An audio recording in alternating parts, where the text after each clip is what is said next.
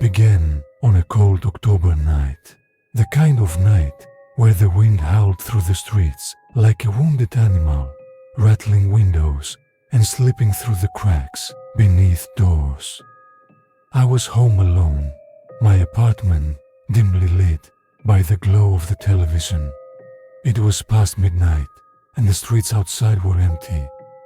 Then my phone rang.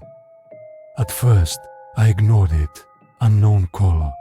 It could have been a telemarketer, a wrong number, or someone I simply didn't want to talk to. But then it rang again and again. On the fourth ring, curiosity got the better of me. I answered. Silence. Not the normal kind of silence either.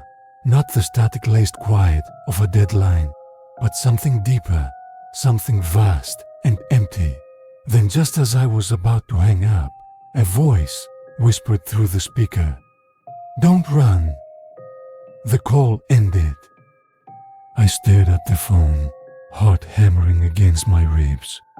My fingers felt cold, as if the whisper had drained the warmth from the air around me. Maybe it was a prank, but there was something about that voice, something unsettling. It had sounded familiar, too familiar. I tried to laugh it off and went to bed. But at exactly 1:13 a.m., the phone rang again. This time, I let it go to voicemail. When I checked the message, it was just static at first.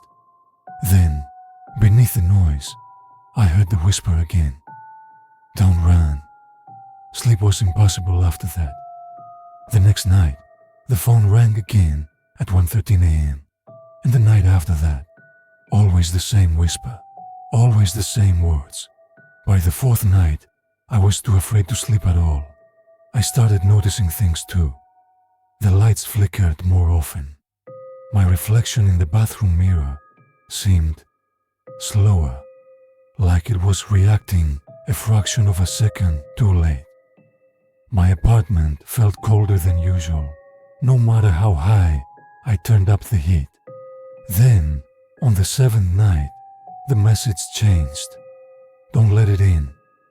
I didn't sleep at all after that. I started locking every door and window in my apartment. I double-checked the locks, placed furniture in front of the door, anything to feel a little safer, but that didn't stop the calls. They kept coming. I switched phones, changed numbers, even turned my device off completely. Then, the calls started coming from my television. At exactly 1:13 a.m., the screen would flicker to life, static filling the room. At first, it was just noise. But on the third night, I saw something in the static, something moving, a shadow.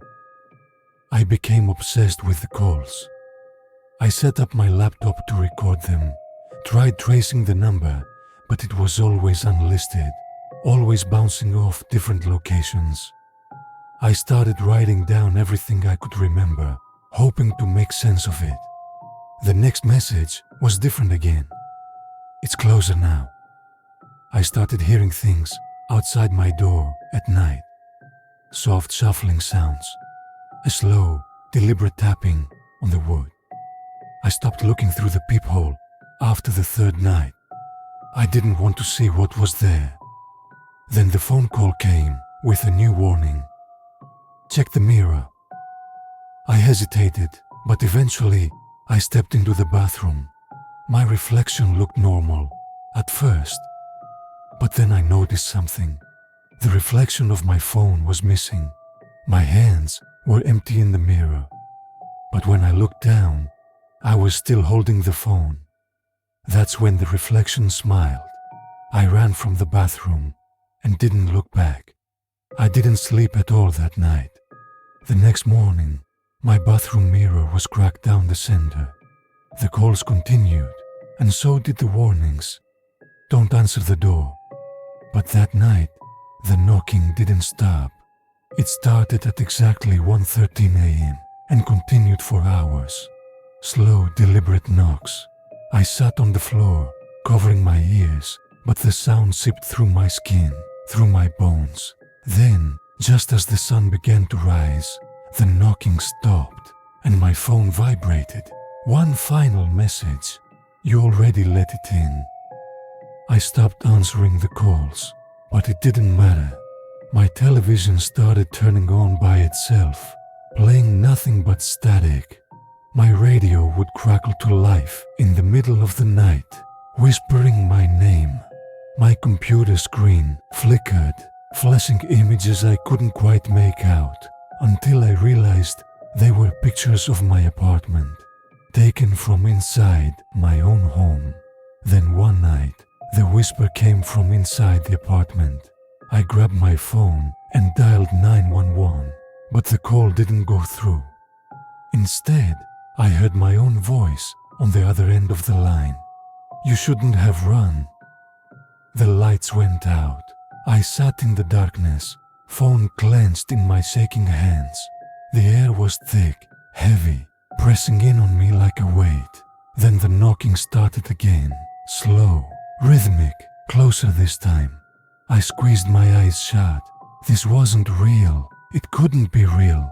But then I heard it. A voice, whispering right against my ear. Open the door. I don't know how long I sat there. When I finally opened my eyes, the sun was rising and the apartment was silent again. But my phone was gone. My call logs were erased. The mirrors were intact, as if nothing had happened at all. But that night, at exactly 1:13 a.m., my phone rang again. Only this time, the call was coming from inside the apartment,